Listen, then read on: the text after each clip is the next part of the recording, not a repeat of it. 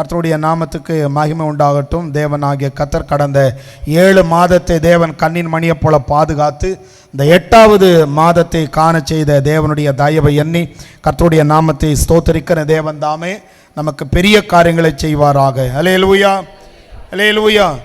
இந்த மாதத்திற்கான வாக்குத்தத்தம் என்று சொன்ன வேதம் சொல்லுகிறது, ஒவ்வொரு நாளையும் நாம் ஜபத்தோடு ஸ்தோத்திரத்தோடு துவங்கும் பொழுது இந்த வசனத்தை கூட நீங்கள் ஸ்தோத்திரத்தோடு கேளுங்க. நிச்சயமாக தேவன் உங்கள் வாழ்க்கையில் பெரிய காரியங்களை செய்ய கர்த்தர் நல்லவராக இருக்கிறார். ஏன்னு சொன்னால் வேதம் சொல்லுது, அவர் பெரியவராக இருக்கிறதுனால பெரிய காரியங்களை அவர் செய்வாராம். அதனால் நம்முடைய மனதில் ஒரு பெரிய எதிர்பார்ப்போடு இருப்போம். தேவனாகிய கர்த்தர் நம்மை ஆசீர்வதிப்பார். மீகாவுடைய புஸ்தகத்தை திருப்பிக் கொள்ளலாம். இந்த மாதத்தில் தேவனாகிய கர்த்தர் நமக்கு கொடுக்கிற அந்த வாக்குத்தத்தத்தை எடுத்து வாசிக்கலாம். மீகாவுடைய புஸ்தகம் 5வது அதிகாரத்தை நாம் திருப்பிக் கொள்வோம். மீகாவுடைய புஸ்தகம் 5வது அதிகாரத்தை எடுத்து 9வது வசனத்தை நாம் வாசிக்கலாம். எல்லாருமே சேர்ந்து வாசிக்கலாம். உன்னுடைய கை உன் விரோதிகளின் மேல் உயரும். அந்த வேதத்தை அப்படியே தூக்கி பிடிச்சு சொல்லுங்க. ஆண்டவருடைய நாமத்தினால் எல்லா வேதத்தை தூக்கி பிடிச்சு சொல்லுங்க. என்னுடைய கை என் விரோதிகளின் மேல் உயரும். வேதம் சொல்லுகிறது, இந்த விரோதிகள் சொன்னா மனுஷனுக்கு போயிடாதீங்க. யாராவது உங்களுக்கு தெரிஞ்ச யாராவது விரோதிகள் இருந்தால் அவங்களுக்கு நேராக போயிடாதீங்க. மனிதர்கள், விரோதிகள் சொன்ன மனிதர்கள் மாத்திரமல்ல, இந்த உலகத்தில் நம்மை வீழ்த்த நினைக்கிற, நாம மடிந்து போகும்படி விழுந்து போகும்படி நமக்கு எதிராக எழும்புகிற அநேக எதிரினுடைய சூழ்ச்சிகளுக்கு மேல நம்முடைய கை உயரும். நம்முடைய கை எப்போ உயரும் அப்படி சொன்னா, எப்பொழுது நமக்கு வெற்றி கிடைக்கிறதோ அப்பொழுதே ஜெயம் கொடுத்த ஆண்டவருக்கு ஸ்தோத்திரம் என்று சொல்லி நம்முடைய கை உயர ஆரம்பித்து விடும். ஒரு மனுஷனுக்கு தோல்வி வரும் பொழுதுதான் அவருடைய உள்ளம் வாடி குறுகி போய்விடும். ஆனால் ஜெயம் பெறும் பொழுது, இந்த மாதத்தில் தேவனாகிய கர்த்தர் சொல்கிறது, நம்மை வீழ்த்த நினைக்கிற வியாதியோ குணப்படுத்த முடியாதுன்னு சொல்லப்படுகிற எப்பேற்பட்ட வியாதியா இருந்தாலும், வியாதியோ கடன் பிரச்சனையோ அல்லது மனிதர்கள் மூலமாய் வருகிற உபத்திரவங்களோ அல்லது அவமானங்களோ, இது எல்லாவற்றுக்கு மேலாக நம்முடைய கை உயரும். ஏன்னு சொன்னா, நம்மை வீழ்ந்து போவார்கள் என்று எதிர்பார்க்கிறவர்களுக்கு முன்பாக தாவீது சொல்றார், எனக்கு எதிரிகள் முகாந்திரம் இல்லாம எழும்புறாங்க. அதுவும் எதிரிகள் எப்படி இருக்கிறாங்கன்னா, என் தலைமயிரிலும் அதிகமாக இருக்கிறார்கள் சொல்லி தாவீது எழுதுறார். ஒருவேளை அது போல எதிரிகளோ அல்லது வேற ஏதாயிலும் பயமோ அல்லது வேறு எது இருந்தாலும், வேதம் சொல்லுகிறபடி விரோதிகளுக்கு முன்பாக நாம் இந்த மீகா புஸ்தகத்தை படிக்கும் பொழுது, மீகா என்கிற தீர்க்கதரிசி எழுதுகிறார், இந்த இஸ்ரவேல் ஜனங்கள் வழிநடத்தப்படும் பொழுது தேவனுடைய திட்டத்தை குறித்து எழுதுகிறார். தேவனுடைய திட்டம் யாரையும் அழிக்கிறதல்ல. தேவனுடைய திட்டம் 2. 1, ரட்சிக்கப்படுவது, ஒவ்வொருவரையும் ரட்சிக்கணும். 2வது, அவர்களை விடுவிக்கணும். அவர்கள் விடுவிக்கப்பட்டு ஆண்டவரை அறிந்து கொள்ளணுங்கிறது தான் தேவனுடைய பெரிய நோக்கம். இந்த இஸ்ரவேல் ஜனங்க என்ன செய்யறாங்கன்னா, உடன்படிக்கையை மீறி நடக்கிறாங்க. இந்த மீகா இந்த வார்த்தை எழுதுவதற்கு காரணம், இஸ்ரவேலர்கள் உடன்படிக்கையை மீறி நடக்கிறாங்க, பாவம் செய்யறாங்க. பாவம் செய்தாங்கன்னு சொல்லிட்டு தேவன் என்ன செய்கிறார், அவர்களை தேவன் சோதிக்கல. வேதம் சொல்லுகிறது, அந்த பாவத்தின் நிமித்தம் இவர்கள் என்ன பண்ணாங்க, அசீரியர்கள் இவர்களை சிறைப்பிடிச்சிருந்தாங்க. அசீரியர்கள் சிறைப்பிடிச்சு இவங்க என்ன நினைச்சாங்க, இஸ்ரவேல் ஜனங்களுடைய ஆலயத்தை அழிச்சிடலாம் அப்படின்னு நினைக்கிறாங்க.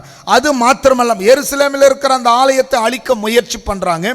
அதன் பிறகு இவங்க இந்த இஸ்ரவேலர்கள் இந்த உடன்படிக்கையை மீறி நடந்தது நிமித்தம் இன்னும் பாபிலோன்லயும் இவங்க அடிமைப்பட்டு போனாங்க.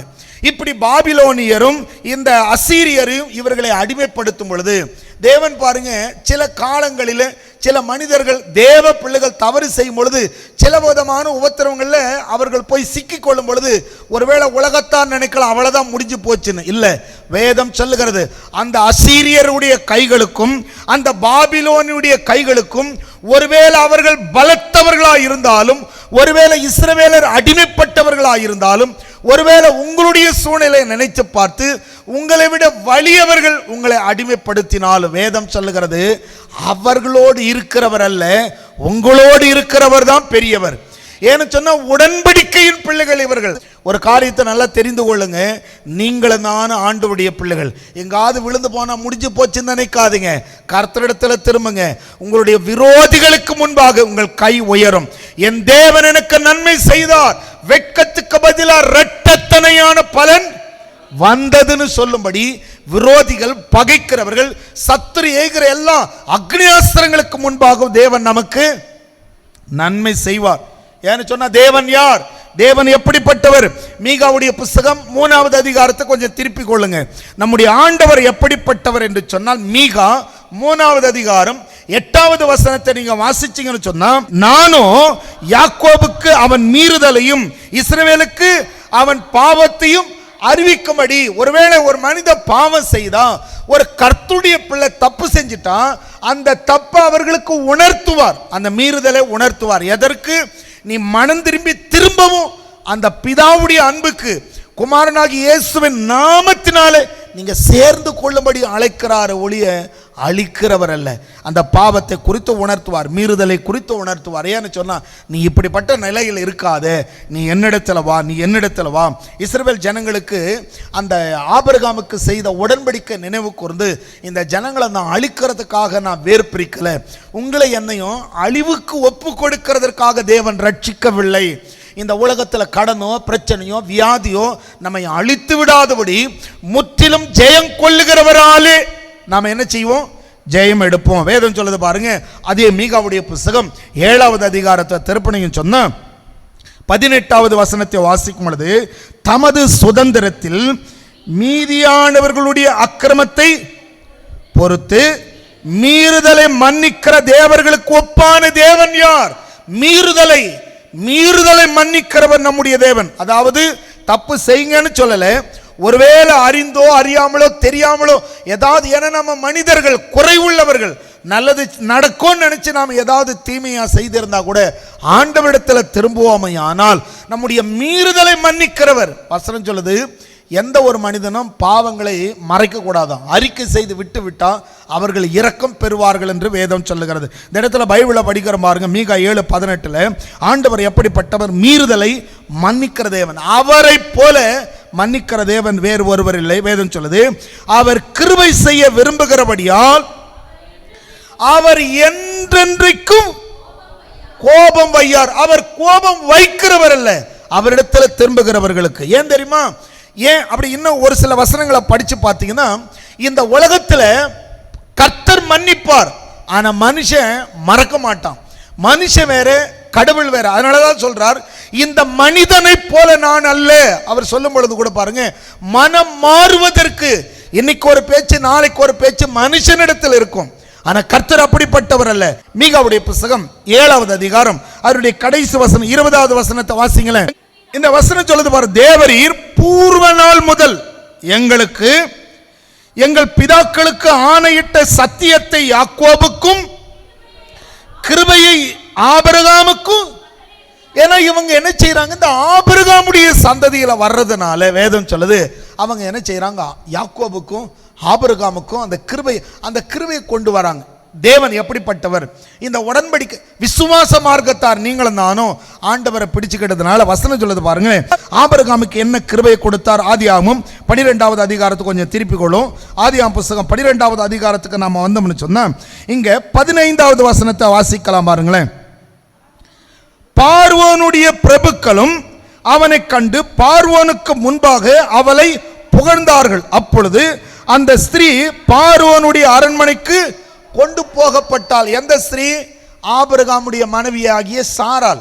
இந்த சாராள் ரொம்ப அழகா இருக்கிறதுனால இந்த சாராளை ஆபிரகாம் கூட்டிட்டு வரும்போது தப்பு செய்யறது யாரு? ஆபிரகாம் தான் தப்பு செய்தார். ஆபிரகாம் என்ன சொன்னார்?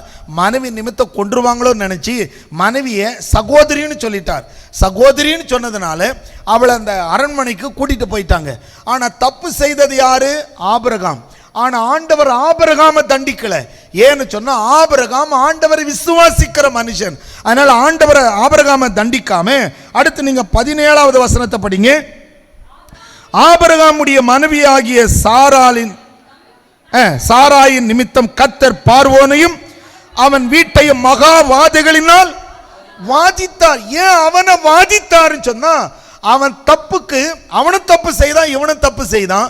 ஆனா இவனுடைய தப்புக்கு தேவன் இரக்கம் உள்ளவர். அதனாலதான் இந்த இடத்துல மீகா தீர்க்கதரிசி சொல்லும் பொழுது ஆபிரகாமையும் யாக்கோபையும் கொண்டு வருகிறார். ஒருவேளை தப்பு செய்திருந்தா கூட ஆபிரகாம் பொய் சொன்னான், ஆனா ஆபிரகாமை தண்டிக்காம அவனுடைய மனைவியை எடுக்க நினைத்தவனையும் அவன் குடும்பத்தையும் கர்த்தர் வாதித்தார். இன்றைக்கு கர்த்தருடைய பிள்ளைகளை நான் உங்களுக்கு சொல்லக்கூடியது என்னன்னு சொன்னா, ஆண்டவரிடத்தில் திரும்புங்க. இந்த மாதம் ஒரு கிருபையின் மாதம்.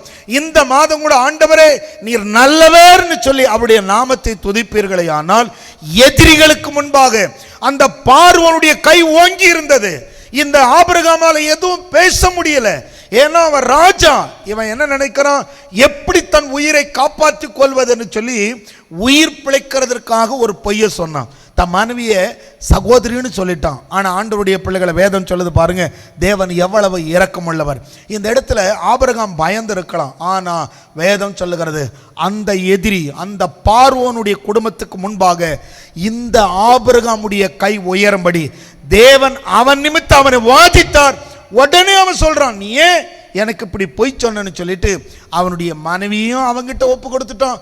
அவனுக்கு சில உச்சிதமானவைகளையும் கொடுத்தான், ஆஸ்திகளையும் அவனுக்கு கொடுத்தான். வேதம் சொல்லுகிறபடி எதிரிகளுக்கு முன்பாக நம்முடைய பலவான யாரு வேணா இருக்கலாம், நம்ம விட பலவான் பெரியவான் பணத்துல படை என்ன வேணா இருக்கட்டும், ஆனா அவர்களுக்கு முன்பாக ஒரு காரியத்தை நினைவில் வைத்துக் கொள்ளுங்க, இவர்கள் எல்லாருக்குள் இருக்கிறவரை காட்டிலும் நமக்குள்ள இருக்கிறவர் பெரியவர். அல்லேலூயா. கர்த்தருடைய பிள்ளைகளை பார்வோன் கைக்கு முன்பாக இன்னும் கூட வேதத்தில் கவனித்து பார்த்தோம்னா, இந்த தேவன் நம்ம ஒருவேளை நாம் ஒத்துக்கிறதுக்கு ஒரு சிலர் மறுக்கலாம். ஏன் நம்ம ஆண்டவரிடத்தில் வரும், நம்முடைய ஜெபமே நாம் யாருங்கிறத வெளிப்படுத்துது. நாம் என்ன செய்கிறோம், ஆண்டவரிடத்தில் இரக்கத்தை தேடி கிருபையை தேடி நல்வாழ்வு தேடி தான் வரும். ஒரு சிலர் ஒத்துக்கலனாலும் ஆனால் நிஜம் அதுதான். ஜெபிக்கும் பொழுது ஆண்டவரே எங்கள் மேல் கிருபையாயிரும், எங்களுக்கு நீங்கள் என்ன செய்யுங்க, இரக்கத்தை தார, உயர்வை தார, வேலையை குறித்து குடும்பத்தை குறித்து நாம் ஜெபிக்கிறோம், நல்லது. ஆனால் வேதம் சொல்லுகிறது தேவன் எப்படிப்பட்டவர்னா வாழ்வழிக்க தான் ஆண்டவர் அழைத்தார். அவருடைய கிருபை குறித்து கொஞ்சம் படிக்கலாம் பாருங்க. 119வது சங்கீதத்தை நாம திருப்பிக்கிட்ட சொன்னா 8வது வசனத்தை பாருங்க. உமது வேதத்தில் உள்ள அதிசயங்களை நான் பார்க்கும்படி என் கண்களை, நமக்கு முதல்ல கண்ணு திறக்கப்படணும். ஏன்னா இந்த வேதமும் இதில் உள்ள வாக்குத்தத்தமும் சிறுமையானவர்களுக்கு கொடுக்கப்பட்டது, அவரை விசுவாசிக்கிறவர்களுக்கு கொடுக்கப்பட்டது. அந்த வசனத்தை எடுக்க எடுக்க பலவீனன் பலவான் ஆவான். அப்போ தேவனுடைய இந்த மகத்துவத்தை, ஏன் இவருடைய மகத்துவம் எப்படிப்பட்டது, இவருடைய மகத்துவம் எல்லாம் எப்படிப்பட்டதுன்னா சில வசனங்களை நாம கவனித்தோன்னு வச்சுங்க. உதாரணத்துக்கு சங்கீதம் 32க்கு வந்துன்னு வச்சுங்க, தேவனுடைய தயவு ஒரு சிலதை விவரிக்கிறதுக்கு எவ்வளவு அதிசயமா இருக்கு பாருங்க அவருடைய வார்த்தை. சங்கீதம் 32 அதனுடைய வசனத்தை பாருங்க. தாவீது எழுதுற சங்கீதம் இது. எவனுடைய மீறுதல் மன்னிக்கப்பட்டதோ, எவனுடைய மீறுதல், இந்த மன்னிக்கிறது யார் மன்னிக்க முடியும்னா ஆண்டவர் தான் மன்னிக்க முடியும். ரெண்டு காரியத்தை சொல்றார். எவனுடைய மீறுதல் மன்னிக்கப்பட்டது, ஏன்னா மீறுதலை மன்னிக்கிறவர். இந்த நாளில் உங்களுக்கு சொல்லக்கூடிய, நீங்க யாரா இருந்தாலும் சரி ஆண்டவரிடத்தில் திரும்புங்க. இந்த நாளில் உங்க கை உயரும். விரோதிகளுக்கு முன்பாக நீங்க வெட்கப்படுவதில்லை. எந்த இடத்தில் இருந்தாலும் அந்த இடத்தில் கர்த்தர் உங்களை சந்தோஷத்தினால் ஆனந்த தைலத்தினால் உங்களை அபிஷேகம் பண்ணுவார். நீங்கள் கெட்டு போவதில்லை. இந்த நாட்களில் உங்களுக்கு நன்மை உண்டாகும். அல்லேலூயா. இந்த வேதம் சொல்லுது மீறுதலை மன்னிக்கிற தேவன் அவர். மிகவும் அதை எழுதுகிறார். இங்க தாவீது எழுதும் பொழுது தாவீது சொல்றார் பாருங்க, எவனுடைய மீறுதல் மன்னிக்கப்பட்டதோ, யாருடைய மீறுதல் மன்னிக்கப்பட்டதோ அவன் பாக்கியவான். அதுக்கப்புறம் இன்னொரு காரியத்தை சொல்றார் பாருங்க, எவனுடைய பாவம் மூடப்பட்டதோ. பாவத்தை ஏன் மூடணும், யார் மூடுறது, பாவத்தை மூடுறதுன்னு சொன்னா, ஒருவேளை இன்னைக்கு ஒருவேளை இந்த சத்தத்தை கேட்கிற யாரா வேணா இருக்கலாம், நீங்க எப்படிப்பட்டவங்கிறது உங்களுக்கு தான் தெரியும்.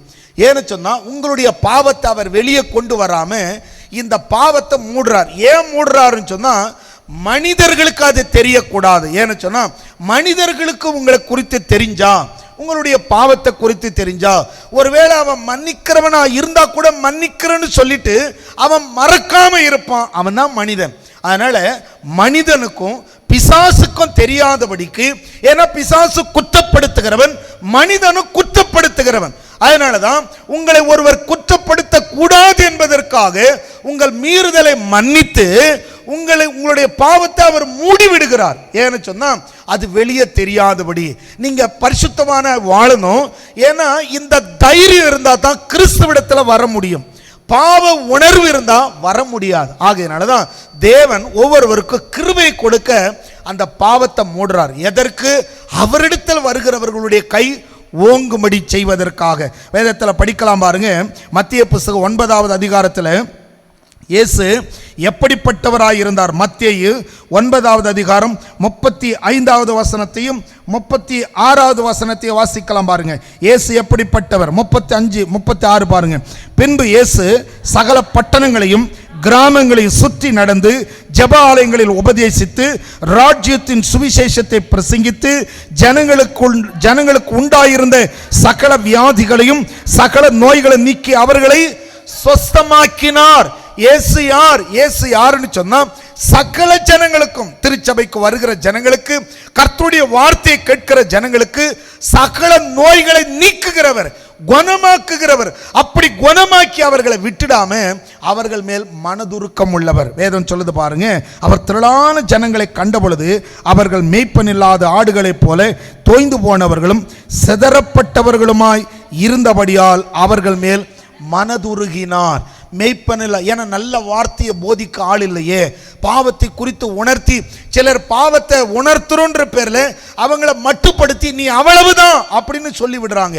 அப்படி சொல்லுவதற்கல்ல, உனக்கு ஒரு வாழ்க்கை இருக்கு. இப்ப கூட நீ ஆண்டவரிடத்தில் திரும்பினா உன் பாவங்களை மன்னித்து உன்னை நீ எந்த இடத்துல விழுந்தாயோ, யார் உன்னை வீழ்த்தினார்களோ அவர்களுக்கு மேல உன் கை உயரும்படி புழுதியில் இருக்கிறவனை குப்பையில் இருக்கிறவனை தூக்குகிற ஆண்டவர் உங்களையும் நிச்சயமாய் அவர் தூக்குவார். தேவன் எப்படிப்பட்டவர் சொன்னா, ஒருவேளை கடல்ல விழுந்து போயிட்டா சிலர் நினைக்கலாம் அவ்வளவுதாங்க முடிஞ்சு போச்சு, அவங்களதெல்லாம் போயிடுச்சுன்னு கூட நினைக்கலாம். இல்ல, வேதம் சொல்லுது யாரெல்லாம் போயிடுச்சுன்னு நினைச்சாங்களோ அதே இடத்துல என் தேவன் என்னை உயர்த்தினார் என்று சொல்லும்படி கைகளை கர்த்தர் உயர்த்துவார். விரோதிகளுக்கு முன்பாக, சிரித்தவர்களுக்கு முன்பாக நம்முடைய கை உயரும். நம்முடைய ஊழியத்திலும் சரி, நம்முடைய குடும்பத்திலும் சரி, உங்கள் பிள்ளைகளுடைய வாழ்க்கையிலும் சரி, தேவனாகிய கர்த்தர் அவர் உயர்த்துகிறவர், மீறுதலை மன்னிக்கிறவர், வழிநடத்துகிறவர், தடைகளை தகர்த்து போடுகிறவர். அவருடைய நோக்கமே வேற. அவருடைய நோக்கத்தை கொஞ்சம் புரிஞ்சுக்கணும்னு சொன்னா, மார்க்குடைய புஸ்தகம் 9வது அதிகாரத்தை கொஞ்சம் திருப்பி கொள்ளவுமா. மார்க்குடைய புஸ்தகம் 9வது அதிகாரத்தை எடுத்துன்னு சொன்னா 38ஆம் வசனத்தை பாருங்க. மார்க் 9ல் 38ஐயும் 39 பாருங்க. அப்பொழுது யோவான் அவரை நோக்கி, போதகரே, நம்மை பின்பற்றாதவன் ஒருவன் உமது நாமத்தினால பிசாசுகளை துரத்துகிறதை கண்டோம். அவன் நம்மை பின்பற்றாதவனானதால் அவரை பின்பற்றாதவனாய் இருக்கிறதுனால இவங்க என்ன செய்யறாங்க? அவர்களை தடுத்தாங்களாம். வேதம் சொல்லுது, ஆண்டவர்கிட்ட சொல்றாங்க, இவன் உம்மை பின்பற்றாதவன், ஆனா உங்க நாமத்தை சொல்லி பிசாசை துரத்துறான், அதனால நாங்க தடுத்தோம் அப்படின்னு சொல்லும்போது ஆண்டவர் சொல்றார், நீங்க ஏன் அவனை தடுக்கிறீங்க? அடுத்து அவர் சொல்றது பாருங்க. அதற்கு இயேசு, அவனை தடுக்க வேண்டாம், என் நாமத்தினாலே அற்புதங்களை செய்கிறவன் எளிதா என்னை குறித்து தீங்கு செய்ய. ஆமா, வேதம் சொல்லுகிறது பாருங்க, தீங்கு சொல்ல மாட்டான். யாரு? இயேசுவின் நாமத்தை சொல்லி அற்புதங்களை நடப்பிக்கிறவர்கள். உங்களுக்கும் எனக்கும் ஆண்டவர் பாருங்க, என்னை அறியாதவன்னு சொல்லல, இயேசு என்கிற நாமத்தை நீ பயன்படுத்தினா ஆண்டவருடைய வேதம் சொல்லுது, யாரா இருந்தாலும் சரி, நீங்க கூட உங்க வேலை மேல இயேசுவின் நாமத்தை சொல்லுங்க. இந்த இடத்துல ஒரு மனுஷன் இயேசுவின் நாமத்தை சொல்லி பிசாசுகளை துரத்துறான். ஆனா யாக்கோபு சொல்றான், இவன் உம்மை பின்பற்றல. ஒருவேளை உலகத்தார் சொல்லலாம், இவங்கெல்லாம் ஜெபம் பண்ணலாமா, இவங்களெல்லாம் உம்முடைய நாமத்தை சொல்லி கேட்கலாமா? ஆண்டவருடைய வேதம் சொல்லுகிறது, கேளுங்க. ஆண்டவரை சொன்னார், தடுக்காதீங்க. நீங்க ஆண்டவருடைய நாமத்தை சொல்லி கேளுங்க, ஆசீர்வாதத்தை கேளுங்க, பிசாசுகளை துரத்துங்க, வியாதியை துரத்துங்க, கடனை துரத்துங்க. இது உங்களுக்கு கொடுக்கப்பட்ட அதிகாரம். இப்படி துரத்த என்ன நடக்குன்னு சொன்னா, ஆண்டவர் உங்கள் மேல் அதிக நம்பிக்கை தான் வைக்கிறார். இந்த இடத்துல வேதம் சொல்லுது, அப்படி ஆண்டவருடைய நாமத்தை சொல்லுகிறவன் எளிதா ஆண்டவர் என்ன செய்ய மாட்டான்? தூஷிக்க மாட்டான். ஆண்டவர் யாரையுமே பாருங்க, நீங்க அவர் வெறுக்கிறவர் அல்ல என்பதற்கு இன்னும் கூட கொலேசியருடைய புத்தகத்தில் எடுத்துக்கிட்டு சொன்னா, அப்போஸ்தலனாகிய பவுல் திருச்சபை மக்கள் நீங்களும் நானும் எப்படி வாழணும், எப்படி வளரணும், எப்படி நம்முடைய கை ஓங்கணுங்கிறத குறித்து எழுதுறாரு பாருங்க. கொலேசியருடைய புத்தகம் 2வது அதிகாரத்தை திருப்பி 2வது வசனத்தை வாசிங்க பார்க்கலாம். அவர்களுடைய இருதயங்கள் தேற்றப்பட்டு அவர்கள் அன்பினால் இணைக்கப்பட்டு பிதாவாகிய தேவனுக்கும் கிறிஸ்துவுக்கும் உரிய ரகசியத்தை அறிந்து கொள்ளுகிற உணர்வின் பூரண நிச்சயத்தினுடைய எல்லா ஐஸ்வர்யத்துக்கும் உரியவர்கள் ஆக வேண்டும் என்று. இந்த வசனத்தை நல்லா ஒரு 10 முறை வீட்டில் போய் படிச்சு பாருங்க. நீங்க எப்படி இருக்கணும்? நம்முடைய கை உயரணும். கண்டிப்பா கர்த்தர் நம்ம கையை உயர்த்துவார். எந்த இடத்துல தலை கவிழ்ந்து நிற்கிறீர்களோ, யாரை பார்த்தா ஐயோ இவன் நம்மளை என்ன நினைப்பான், நாம இப்படி ஆயிட்டுமேன்னு சொல்லி எந்த இடத்துல தலை குனிஞ்சீங்களோ அந்த இடத்துல எல்லாம் கர்த்தரை உயர்த்தினார், கர்த்தரை மேன்மைப்படுத்தினார். நான் கர்த்தராலே ஆசீர்வதிக்கப்பட்டவர் என்று சொல்லும்படி நிச்சயமாக கையை கர்த்தர் உயர்த்துவார். கடன்பட்ட இடத்துல, பலவீனப்பட்ட இடத்துல, எந்த இடத்துல தூஷிக்கப்பட்டீங்களோ அதே இடத்துல நிச்சயம் கர்த்தர் அதை செய்வார். ஏன்னு சொன்னா தேவன் மனிதன் அல்ல, மனுஷன் தான் சொல்லி சொல்லி காட்டிட்டு இருப்பான். ஆண்டவர் அப்படி அல்ல. அவர் தமது வாக்குத்தத்தத்தை சொல்லி சொல்லி அந்த வார்த்தையின்படி நம்மை கட்டுகிறவர் அவர். அல்லது வேதம் சொல்லுகிறது நாம் எப்படி இருக்கணும் சொன்னா அவருடைய, அதாவது அவர்களுடைய இருதயங்கள் தேற்றப்பட்டு, அவர்கள் சொன்னா நம்மை குறித்து வேதம் சொல்லுது நம்முடைய இருதயங்கள் தேற்றப்பட்டு அவர்கள் அன்பினால் இணைக்கப்பட்டு. நாம இங்க வசனம் சொல்லுது பாருங்க, அவர்கள் அன்பினால் இணைக்கப்பட்டு பிதாவாகிய தேவனுக்கும் கிறிஸ்துவுக்கும் உரிய அந்த ரகசியத்தை அறிந்து கொள்ளுகிற உணர்வின், இயேசு கிறிஸ்துவுடைய உணர்வு என்ன? மெய்ப்பனில்லாத ஆடுகள் சொல்லி அவர்களை பார்த்து மனதுருகினார். ஏன்? அவங்க எல்லாம் வியாதியா கிடந்தாங்க, தரித்திரத்தில் இருந்தாங்க. அவர்களை சுகமாக்கி அவர்களுக்கு அந்த வானத்தில் பூமியில கொடுக்கப்பட்ட இயேசுவின் நாமத்தினால நடக்கக்கூடிய வியாதி குணமாயிற்று. அநேகர் வியாதியிலிருந்து சொஸ்தமானாங்க. அநேகருக்கு பிசாசனுடைய பிடியிலிருந்து விடுதலை கிடைத்தது. பிதாவுடைய நோக்கமும் இந்த பூமியில பிறந்த ஒவ்வொரு மனுஷனும் ரட்சிக்கப்படணும். ரட்சிக்கப்பட்டவர்கள் கிறிஸ்துவனுடைய அன்பில, அந்த கிருபையின் ஐஸ்வர்யத்தில் வளரணுங்கிறது தேவனுடைய பெரிய திட்டம். ஒரு நல்வாழ்வை தேவன் வைத்திருக்கிறார் பாருங்க. நம்முடைய கை உயரணும். கிறிஸ்துவனுடைய கிருபையின் ஐஸ்வர்யத்தை நாம் எல்லாரும் என்ன செய்யணுமா?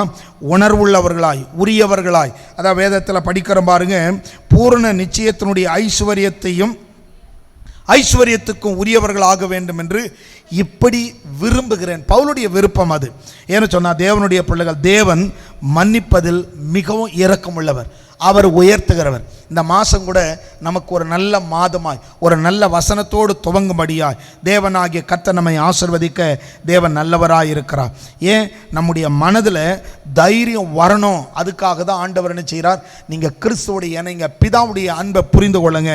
இந்த தைரியம் உள்ள வரும் பொழுது இந்த தைரியம்லாம் நமக்கு வரணுங்க. வேதத்தில் எடுத்து படித்து பார்த்தீங்கன்னா அப்போஸ்தலருடைய புத்தகத்தை திருப்பி கொள்ளுங்க. 12வது அதிகாரத்துக்கு வந்தோன்னு சொன்னால் ஒரு பெரிய சம்பவம், நிறைய முறை நீங்கள் படிச்சிருக்கலாம். ஆனாலும் அப்போஸ்தலருடைய புத்தகம் 12வது அதிகாரம் பேதுருவுக்கு நடந்த சம்பவத்தை கொஞ்சம் கவனித்து பார்க்கலாம் பாருங்க. ஏரோது ராஜா அப்படிங்கிற ஒரு மனுஷன் இருக்கிறான். அவன் என்ன செய்யறான்? சபையில் சிலரை துன்பப்படுத்திக்கிட்டு இருக்கிறான். சபையை துன்பப்படுத்துறது அவன். ஏன்னா அவன் கொஞ்சம் பணம் படைத்தவன், பெரிய அதிகாரத்தில் இருக்கிறான். அப்படி அதிகாரத்தில் இருக்கிறதுனால சபை ஊழியர்களை பிடித்து அவர்களை துன்பப்படுத்துகிறது இவனுக்கு ஒரு பெரிய சந்தோஷமாக இருந்தது. அப்போஸ்தலருடைய புத்தகம் 12வது அதிகாரத்தில் பாருங்க. இவன் என்ன செய்யறான்? யோவானுடைய சகோதரனாகிய யாக்கோபை பட்டயத்தால் கொன்று போட்டான்னு சொல்லி 2வது வசனம் இருக்கும். அப்போஸ்தலருடைய புத்தகம் 12வது அதிகாரத்தில் பாருங்க. ஏரோது ராஜா சபையில் சிலரை துன்பப்படுத்த தொடங்கி, இவன் துன்பப்படுத்தணும்னு இவனை நிறைய பேர் என்கரேஜ் பண்றாங்க. சில யூதர்களுக்கு இது சந்தோஷமாக இருந்தது, கிறிஸ்தவர்களை பிடித்து கொலை செய்வது. இப்போ பாருங்க, இவனுக்கு துணிகரமாயிடுச்சு. துணிகரமான உடனே அவன் 2வது வசனத்தை பாருங்க, யோவானுடைய சகோதரனாகிய யாக்கோபை பட்டயத்தால் கொலை செய்தான். அப்படி கொலை செய்ததுனால அது யூதருக்கு பிரியமாக இருக்கிறது என்று அவன் கண்டு பேதுருவையும் பிடிக்க தொடர்ந்தான். அப்பொழுது புளிப்பில்லாத அப்ப பண்டிகை நாட்களாயிருந்தது. அவனை பிடித்து சிறையில் வைத்து, இப்போ என்ன செய்யறான்? பேதுருவை பிடிச்சிட்டு நாளைக்கு ஜனங்க முன்னாடி இவன் தலையை வெட்டலாம். ஏன்னா இவன் அந்த ஊழியர்களை தொந்தரவு பண்ணுறது அந்த ஜனங்களுக்கெல்லாம் பிடிச்சதுனால இவன் என்ன செய்யறான்? ஊழியர்களுக்கு விரோதமாக துணிகரமாக எழும்பி இப்படிப்பட்ட காரியங்களை நடப்பிக்கிறான். ஒருத்தனை கொன்ன உடனே அங்கே இருக்கிறெல்லாம் சந்தோஷமான உடனே அடுத்து பேதுருவை நாளைக்கு பண்டிகை இருக்கிறதுனால இந்த பண்டிகை ஜனங்க எல்லாரும் கூடி வரும் பொழுது எல்லாருக்கும் முன்பாக இவன் தலையை வெட்டினா இன்னும் எல்லாரும் சந்தோஷப்படுவாங்க அப்படின்னு நினச்சிட்டு இவன் என்ன செய்யறான்? கொண்டு போய் சிறையில் அடைக்கிறான். சிறையில் அடித்து அதுக்கு காவலாளர்கள் எல்லாம் வைத்திருக்கிறான். அப்படி பேதுரு சிறைச்சாலையில் 5வது வசனம் பாருங்க. அப்படியே பேதுரு சிறைச்சாலையிலே காக்கப்பட்டிருக்கையில் சபையார் அவனுக்காக தேவனை நோக்கி ஊக்கத்தோடு ஜபம் பண்ணினார்கள். கவனிங்க, இந்த சபையாருடைய ஜபத்தை குறித்து நீங்க பைபிளை போய் படிச்சு பார்த்தீங்கன்னா அவ்வளவு விசுவாசம் இல்லாத மக்கள் தான். ஆனால் ஜெபம் பண்ணாங்க. கர்த்தருக்கு ஸ்தோத்திரம். உங்களுக்கு பின்னாடி ஜபம் இருந்தால் போதும். அது விசுவாசம் உள்ளவர்களோ இல்லையோ பரவாயில்ல, ஆனால் கர்த்தரை நீங்க விசுவாசிங்க. இந்த பேதுரு எப்படிப்பட்டவர் தெரியுமா? காலையில் இவன் தலையை வெட்ட போறாங்க, சிறைச்சாலையில் கொண்டு போய் அடைச்சிருக்கிறாங்க, காவலுக்கு அநேக ஆட்களை வைத்திருக்கிறாங்க. இந்த காவலுக்கு இந்த அதிகாரத்தை வீட்டில் போய் படிங்க, நமக்கு நேரம் இல்லை, வேகமாக சொல்லி முடிக்கிறேன் பாருங்க. ஆனால் இவன் தலை வெட்டப்பட போகிறது. பேதுரு என்ன பண்ணிட்டு இருக்கிறாரு? அடுத்த வசனத்தை வாசிக்கலாம் பாருங்க. ஏரோது அவனை வெளியே குறித்த நாளுக்கு முந்தின நாள் ராத்திரியிலே பேதுரு 2 சங்கிலிகளினாலே கட்டப்பட்டு 2 சேவகர் நடுவே, நாளைக்கு விடிஞ்சா தலை வெட்ட போறாங்கன்னு தெரிஞ்சா தூக்கம் வருமா? யாருக்காவது தூக்கம் வருமா? யோசிச்சு பாருங்க. பேதுருவுக்கு தூக்கம் வந்தது. ஏன் பேதுருக்கு தூக்கம் வந்ததுன்னா, ஏற்கனவே ஆண்டவர் பேதுருக்கிட்ட பேசியிருந்தார். பேதுருக்கிட்ட கேட்கிறார், என் ஆடுகளை மேய்ப்பாயா, என் ஆடுகளை மேய்ப்பாயா அப்படின்னு கேட்கும் பொழுது ஆண்டவர் சொல்றார், நீ இப்போ இள வயது உள்ளவனா இருக்கிற, முதிர் வயது ஆகும் பொழுது உனக்கு இஷ்டமில்லாத ஒரு வழியில் உன்னை நடத்துவான்னு சொல்லியிருந்தது பேதுருடைய மனதில் இருந்தது. அதனால தான் பாருங்க, பேதுருவை சங்கிலியில் கட்டி விடிஞ்சா அவன் தலையை வெட்டலாம் நினச்சிக்கிட்டு இருக்கிறாங்க.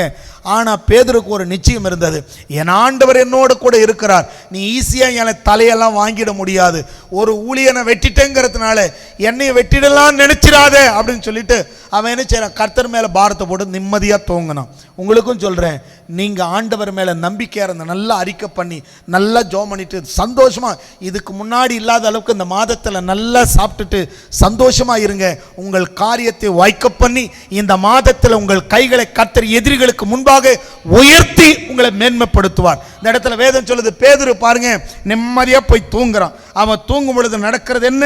அப்பொழுது கர்த்தருடைய தூதன், 7ஆம் வசனத்தில் பாருங்க, அப்பொழுது கர்த்தருடைய தூதன் அங்கே வந்து நின்றான், அறையிலே வெளிச்சம் பிரகாசித்தது.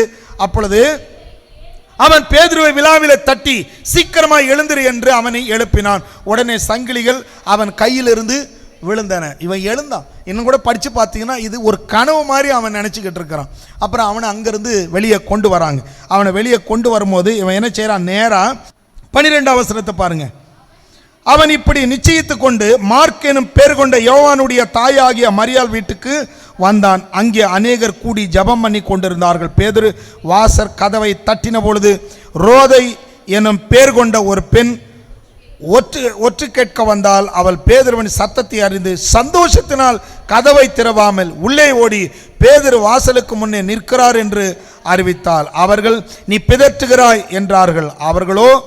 அவளோ அவர்தான் என்று உறுதியாய் சாதித்தாள். அப்பொழுது அவர்கள் அவருடைய தூதனாய் இருக்கலாம் என்றார்கள். பேதுரு பின்னும். ஆனால் அந்த ஜனங்க விசுவாசிக்கல. வேதம் சொல்லுகிறது, உங்களை சுற்றி உள்ளவங்க விசுவாசிக்கிறாங்களோ இல்லையோ, நீங்க விசுவாசிங்க, உங்கள் கைகளை கர்த்தர் உயர்த்துவார். இந்த சிறையிலிருந்து இவனை விடுவித்தது, இவனை வெளியே கொண்டு வந்தது, சங்கிலிகள் அறுப்புண்டு போனது, இவங்க வரும்போது வாசல்கள் தானே திறக்கப்படும்.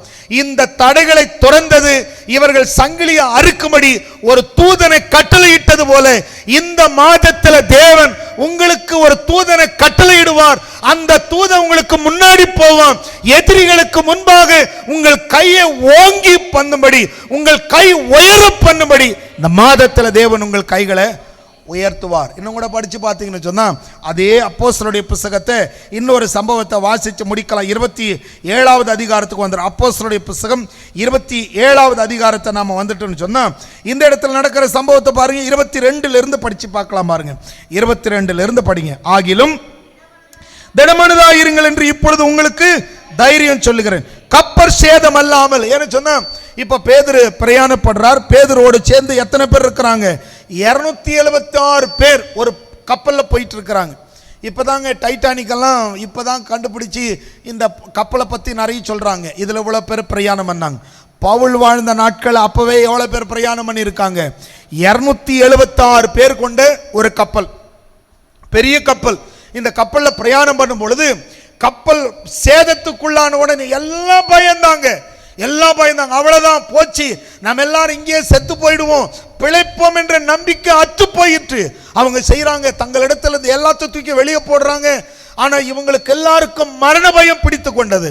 ஆனா பேதுரு, அங்க அப்போஸ்தலனாகிய பவுல் பாருங்க, நான் உங்களுக்கு சொல்லக்கூடியது, அந்த பேதுருவை போல, அந்த பவுல் அப்போஸ்தலனை போல நீங்களும் நானும் தைரியமா இருந்து, குடும்பத்துக்கு தைரியம் சொல்லி, உங்களுக்கு நீங்களே தைரியம் சொல்லி கொண்டு பயப்படாதிருங்க. நல்லா சாப்பிடுங்க. இந்த இடத்துல நடக்கிறது பாருங்க. ஆகிலும் திடமனதாயிருங்கள் என்று இப்பொழுது உங்களுக்கு தைரியம் சொல்லுகிறேன். கப்பர் சேதமே அல்லாமல் உங்களில் ஒருவனுக்கு பிராண சேதம் வராது. ஏனென்றால் என்னை ஆட்கொண்டவரும் நான் சேவிக்கிறவருமான தேவனுடைய தூதனானவன் இந்த ராத்திரியிலே என்னிடத்தில் வந்து நின்று, பவுலே பயப்படாதே, நீ ராயனுக்கு முன்பாக நிற்க வேண்டும். இதோ உன்னுடனே கூட யாத்திரை பண்ணுகிற யாவரையும் தேவன் உனக்கு தயவு பண்ணினார் என்ற மானபடினால மனுஷரே திடமனதாயிருங்கள். இன்னைக்கு கர்த்தருக்கு ஒரு மகிமை உண்டாகும்படி சொல்ற பாருங்க. நீங்களும் நானும் இந்த கோயம்புத்தூர் பட்டணத்தில் செய்ய வேண்டியது நிறைய இருக்கு. ஆகையினால திடமனதாயிருங்க. நம்முடைய கை உயரும். விரோதிகளுக்கு முன்பாக விரோதி கொண்டு வந்த, பிசாசு கொண்டு வந்த கடன், வியாதி, பிரச்சனை, பாடு, தரித்திரம், அவமானங்கள், நிந்தைகள், பாடுகள், இந்த எல்லா இடத்திலும் எங்கெல்லாம் உங்க பேரை கெடுத்தாங்களோ அந்த இடத்திலெல்லாம் உங்க பேரை கர்த்தர் பெருமைப்படுத்துவார். தேவன் பேரை பெருமைப்படுத்துகிற மனுஷனை போல குற்றம் பார்க்கிறவர் அல்ல, மீறுதலை மன்னிக்கிறவர். மனுஷன் சொல்லி சொல்லி காட்டுவான், ஆனால் ஆண்டவர் அவனுக்கு முன்னாடி உங்களை உயர்த்தி உயர்த்தி காட்டுவார். தேவன் அநேகர் கண்களுக்கு முன்பாக உங்களை மேன்மைப்படுத்துவார். எவர்களுடைய மீறுதல் மன்னிக்கப்பட்டதோ, எவர்களுடைய அக்கிரமங்கள் மூடப்பட்டதோ அவர்கள் பாக்கியவான்கள். நீங்களும் நானும் பாக்கியவான்கள், கர்த்தரையே நம்பி இருக்கிறபடியால். இன்னும் கூட வேதம் சொல்லுது பாருங்க. இந்த ஜனங்களாம் எப்படிப்பட்டவங்கன்னு சொன்னா 33 படிக்கிற பாருங்க. 33 படிக்கிற பாருங்க. பொழுது விடிகையில் எல்லாரும் போஜனம் பண்ணும்படி பவுல் அவர்களுக்கு தைரியம் சொல்லி, நீங்கள் இன்று 14 நாளாய் ஒன்றும் சாப்பிடாமல் பட்டினியா இருக்கிறீங்க. 14 நாளா சூரியனை பார்க்கல, சந்திரனை பார்க்கல, வெளிச்சத்தை பார்க்கல, காற்று மழை உயிருக்கு போராடிக்கிட்டு கிடந்தாங்க. அப்படி போராடுற ஜனத்தை பார்த்து, நம்பிக்கை அற்றுப்போன ஜனங்களை பார்த்து, அவ்வளவுதான் வயசாயிடுச்சு, நமக்கு வருமானம் அவ்வளவுதான், நம்ம மேல வர முடியாது, வீட்டை வாங்குறங்கிறதோ அல்லது வீட்டை கட்டுறங்கிறதோ ஒரு கனவுதான் நினைக்கிற உங்களுக்கு சொல்றேன், அப்படி அல்ல. இந்த ஜனங்க நம்பிக்கை அற்றுப்போனது. அந்த ஜனங்களை பார்த்து சொன்னா பவுல் அப்போஸ்தலன், அப்படி அல்ல, தைரியமா இருங்க. இத்தனை நாளா நீங்க சாப்பிடாம பசியில நம்பிக்கை அற்று கிடக்கிறீங்க, தைரியமா இருங்கன்னு சொல்லிட்டு அவங்களுக்கு சொல்லிட்டு, ஆகையால் போஜனம் பண்ணும்படி உங்களை வேண்டிக் கொள்ளுகிறேன், நீங்கள் தப்பி பிழைப்பதற்கு அது உதவியாயிருக்கும், உங்கள் தலையிலிருந்து ஒரு மயிரும் விழாது என்றான். கர்த்தருடைய பிள்ளைகளை, உங்களுக்கும் எனக்கும் ஆண்டவருடைய வார்த்தை இந்த மாதத்தில் அதான் சொல்லுது. கர்த்தருக்கு சித்தம் இல்லாம நம்முடைய தலையிலிருந்து ஒரு முடி கூட விழாது. பயப்பட வேண்டாம். தேவனாகிய கர்த்தர் எதிரிகளுக்கு முன்பாக நம்முடைய கையை உயர பண்ணுவார். பலவீனங்களுக்கு மத்தியில் நம்முடைய கையை உயர பண்ணுவார். முடிஞ்சதுன்னு நினைச்சான் பார், அவன் குடும்பத்துக்கு தெரியாது, இப்பதான் நமக்கு துவக்கமே உண்டாய் இருக்கிறது என்று. தேவன் அழைத்தவர் உண்மை உள்ளவர். வேதம் சொல்லுது பாருங்க. இப்படி சொல்லி அப்பத்தை எடுத்து எல்லாருக்கும் முன்பாக தேவனை ஸ்தோத்திரித்து அதை பிட்டு புசிக்க தொடங்கினார்கள். அப்பொழுது எல்லாரும் திடமனதாய் புசித்தார்கள். கப்பலில் இருந்த 276 பேரும் அந்த இடத்துல 276 பேர் இருந்தோம் அப்படின்னு சொல்றார். கர்த்தருடைய பிள்ளைகளை வேதம் சொல்லுது. இன்னைக்கும் இந்த மாசத்திலும் உங்களுக்கு அதான் சொல்றேன், உங்களுடைய தலையில் இருக்கிற ஒரு முடி கூட விழாது. தைரியமா இருங்க. எதிரிகளுக்கு முன்பாக உங்கள் கை ஓங்கி இருக்கும் அப்படின்னு சொல்லிட்டு அப்போஸ்தலனாகிய பவுல் எப்படி அப்பத்தை எடுத்து அவர்களுக்கு கொடுத்தாரோ அதே போல இன்றைக்கு உங்களிடத்தில் அப்பத்தை எடுத்து கொடுத்து, இந்த அப்பம் உங்களுக்காக அடிக்கப்பட்ட, உங்களுக்காக சிந்தப்பட்ட இயேசுவின் இரத்தத்தை எடுத்து உங்களிடத்தில் கொடுக்கும் பொழுது நீங்க ஒரு காரியத்தை நினைவு கொள்ளுங்க, என்னை ஆசீர்வதிக்கும்படி எனக்காக அவர் அடிக்கப்பட்டார், என் மீறுதல்களை, என்னுடைய துக்கங்களை, என்னுடைய நோய்களை அவர் சிலுவையில் சுமந்து தீர்த்தபடியால் அவரை விசுவாசிக்கிற எவர்களும் அவர்கள் கைகளை கர்த்தர் ஓங்கும்படி செய்வார். அல்லேலூயா. விசுவாசிக்கிறவங்க எழுந்து நிற்கலாம்.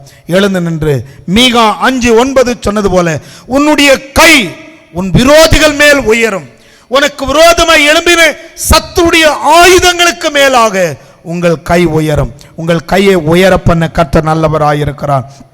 ஆண்டவரை நோக்கி ஜெபம் பண்ணுங்க.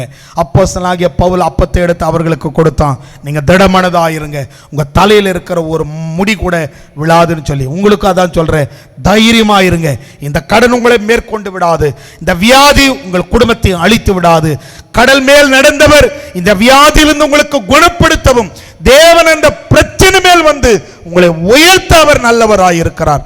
பேதுரு கடலில் முழுகினார், ஆனால் ஆண்டவர் அந்த கடலிலிருந்து தூக்கி அதே கடலின் மேலே நடக்க வைத்தார். கடனிலிருந்து உங்களை தூக்கி அநேகருக்கு கொடுக்கும்படி வைப்பார். வியாதியிலிருந்து உங்களை தூக்கி அநேகருக்கு ஆசீர்வாதமாக வைப்பார். உங்களுடைய வாழ்க்கையில் பிரச்சனையில் அவமானத்திலிருந்து உங்களை தூக்கி உங்கள் கையை உயர்த்துவார். என் தேவனால் நான் உயர்வேன் என்றபடி என் தேவன், என் ஆண்டவர், என் இரட்சகர் என்னோடு கூட இருக்கிறார் என்று அவரை நாம் ஸ்தோத்திரிக்கலாம். அப்படியே நாம் ஸ்தோத்திரித்துக் கொண்டு இருக்கும் பொழுது அப்பத்தையும் எடுத்து ஸ்தோத்திரம் பண்ணி அவர்களுக்கு கொடுத்து அப்போஸ்தலனாகிய பவுல் நிருபத்தை எழுதும் பொழுது எழுதுகிறார், தேவனிடத்தில் பெற்றுக்கொண்டதை உங்களுக்கு ஒப்புவிக்கிறேன். அது என்னவெனில் கர்த்தராகிய இயேசு கிறிஸ்து தாம் காட்டி கொடுக்கப்படுகிற அன்று ராத்திரியில் அப்பத்தை எடுத்து ஸ்தோத்திரம் பண்ணி அதை பிட்டு நீங்கள் வாங்கி புசிங்கள், இது உங்களுக்காக பிற்கப்படுகிற என்னுடைய சரீரமாய் இருக்கிறது என்று இயேசு கிறிஸ்து சொன்னதை அவர்களுக்கு அறிவித்தார். இன்றைக்கும் நாமும் கூட அப்பத்தை எடுத்து ஆண்டவரை நோக்கி ஸ்தோத்தரிக்கலாம். அந்த அப்பத்தை எடுக்கும் பொழுது நம்முடைய மனதில் ஒரு காரியம் நினைவில் இருக்கட்டும். நாம் இந்த அப்பத்தை எடுக்கும் பொழுதெல்லாம் இயேசு எனக்காக அடிக்கப்பட்டார், இயேசு எனக்காக சாபமாகி என்னுடைய கையை ஓங்க பண்ணும்படி, எதிரிகளுக்கு முன்பாக என் கையை ஓங்க பண்ணும்படி எனக்காக அவர் பாடுகளை சகித்தார் என்று சொல்லி, எனக்காக என் நோய்களை சிலுவையில் அவர் சுமந்தார் என்று விசுவாசிக்கிறவர்கள் அந்த அப்பத்தை எடுத்து ஆண்டவரை நோக்கி ஸ்தோத்திரிக்கலாம். ஆண்டவரே, எனக்கு நல்வாழ்வு கொடுக்கும்படி, என்னுடைய வியாதியிலிருந்து என்னை முற்றிலும் விடுதலை கொடுக்கும்படி, எல்லா பலவீனத்தையும் டாக்டருங்க முடியாதுன்னு சொன்ன வியாதியிலும் கூட தேவனால் கூடாத காரியம் ஒன்றுமில்லை என்பதை நீங்கள் உணரும்படி உங்களுக்கு நல்வாழ்வு கொடுக்கும்படி தேவன் அடிக்கப்பட்டார். ஆகவே இந்த நேரத்தில் உங்கள் அப்பத்தை கையில் வைத்திருக்கிறவர்கள் அப்பத்தை உயர்த்தி பிடித்து ஜெபம் பண்ணுங்க. ஆண்டவரே, இது எனக்காக அடிக்கப்பட்ட உம்முடைய சரீரமாக இருக்கிறது, இது எனக்காக அடிக்கப்பட்டது, எனக்காக நீர் நொறுக்கப்பட்டீர் என்று சொல்லி அந்த அப்பத்தை எடுத்து அவர்களுக்கு பிட்டு அதை கொடுத்தார். ஆகவே அந்த அப்பத்தை பிட்டு நீங்கள் ஜெபம் பண்ணுங்க. ஆண்டவரே, இது எனக்காக பிற்கப்பட்டது, எனக்காக நீர் அடிக்கப்பட்டீர், என்னுடைய வியாதியிலிருந்து விடுதலை கொடுக்கும்படி, என்னுடைய வீழ்ச்சியிலிருந்து என்னை உயர்த்தும்படி, நான் பயந்து போன இடத்திலிருந்து, ஆபிரகாம் பயந்து போன இடத்துல ஆபிரகாமுடைய கையை உயர்த்தின ஆண்டவர் எனக்கு உங்களுடைய கையையும் உயர்த்த, இஸ்ரவேல் ஜனங்களை கையை உயர்த்தினது போல உங்கள் கைகளை உயர்த்த கர்த்தர் நல்லவராய் இருக்கிறபடியால் அப்பத்தை எடுத்து ஸ்தோத்திரம் பண்ணி, ஆண்டவரே, இது எனக்காக அடிக்கப்பட்ட உம்முடைய சரீரமாய் இருக்கிறது என்று சொல்லி ஸ்தோத்திரம் பண்ணி அந்த அப்பத்தை புசிக்கலாம். அவர்கள் அப்படியே போஜனம் பண்ணின பிறகு பாத்திரத்தை எடுத்து இந்த ரத்தம், அந்த ரத்தத்தை எடுத்து சொன்னார், இந்த பாத்திரம் என் ரத்தத்தினால் ஆகிய புதிய உடன்படிக்கையாக இருக்கிறது, இதை பானம் பண்ணும் போதெல்லாம் என்னை நினைவு கூறுங்கள் என்று சொன்னார். ஆகவே அந்த ரத்தத்தை கையில் எடுத்து சொல்லுவோம், ஆண்டவரே, இது எனக்காக சிந்தப்பட்ட உம்முடைய ரத்தமாக இருக்கிறது, இந்த ரத்தம் எனக்காக, என் நல்வாழ்விற்காக என் கையை உயர பண்ணும்படி, என்னுடைய வேதனையிலிருந்து என்னை உயர்த்தும்படி எனக்காக சிந்தப்பட்ட இந்த புது உடன்படிக்கையின் ரத்தத்துக்காய் ஸ்தோத்திரம் என்று சொல்லி, இந்த ரத்தத்தினால் எனக்கு விடுதலை உண்டு, என் கை உயரும் என்று விசுவாசித்து ரத்தத்தை ஸ்தோத்திரம் பண்ணி புசிக்கலாம்.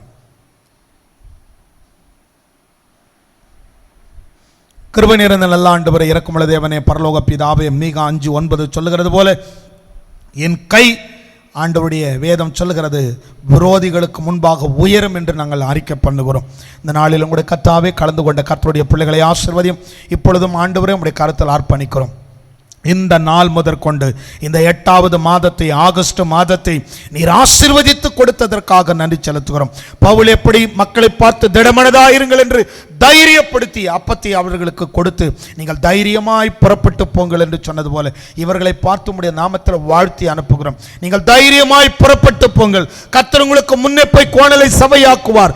கர்த்தருடைய கரம் உங்களுக்கு பராக்கிரமம் செய்யும். தமது சிறகுகளால் உங்களை மூடுவார். அவருடைய சத்தியம் உங்களுக்கு பரிச்சயம் கேடகமாய் இருக்கும் என்று, வாது உங்களுக்கு கூடாரத்தை அணுகாது, பொல்லாப்பு உங்களுக்கு நேரிடாது என்று, சத்துருக்களுக்கு முன்பாக உங்கள் தலையை எண்ணெயால் அபிஷேகம் பண்ணினவர் உங்கள் பாத்திரம் நிரம்பி வழிய செய்வார் என்று சொல்லி உங்களுடைய கை உங்கள் விரோதிகள் மேல் உயரும்.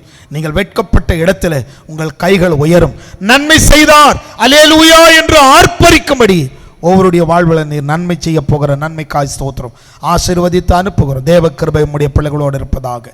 கர்த்தர் நல்லவர். இந்த மாதத்தை நன்மையால் முடிசூட்டியதற்காய் ஸ்தோத்திரம். நன்மையினாலும் கிருபையினாலும் பெருகப்படும். ஆளுகட்சி ஆசீர்வதி காத்துக்கொள்ள உயர்த்த மேன்மைப்படுத்தும். எல்லா துதிகான மகிமைகளும் உமக்கு செலுத்துகிறோம். உம்முடைய நாமம் மகிமைப்படுவதாக. இயேசு கிறிஸ்துவின் நாமத்தில் பிதாவே, ஆமேன். என் ஆத்துமாவே கர்த்தரை ஸ்தோத்ரி, என் முழு உளமையுடைய பரிசுத்த நாமத்தை ஸ்தோத்ரி. என் ஆத்துமாவே கர்த்தரை ஸ்தோத்ரி, அவர் செய்த சகல உபகாரங்களை மறவாதே. ஆமேன். நம்முடைய கர்த்தராகிய இயேசு கிறிஸ்துவின் கிருபையும் பிதாவாகிய தேவனுடைய அன்பும் பரிசுத்த ஆவியானுடைய அந்யோன்ய ஐக்கியம் சந்தோஷம் சமாதானம் நம் அனைவரோடு இப்பொழுது எப்பொழுதும் சதா காலம் நிலைத்திருப்பதாக. ஆமேன். அல்லேலூயா, அல்லேலூயா, அல்லேலூயா. சமாதானத்தோடு போய் வாருங்க. தேவ கிருபை உங்களோடு இருப்பதாக. கர்த்தருக்கு ஸ்தோத்திரம்.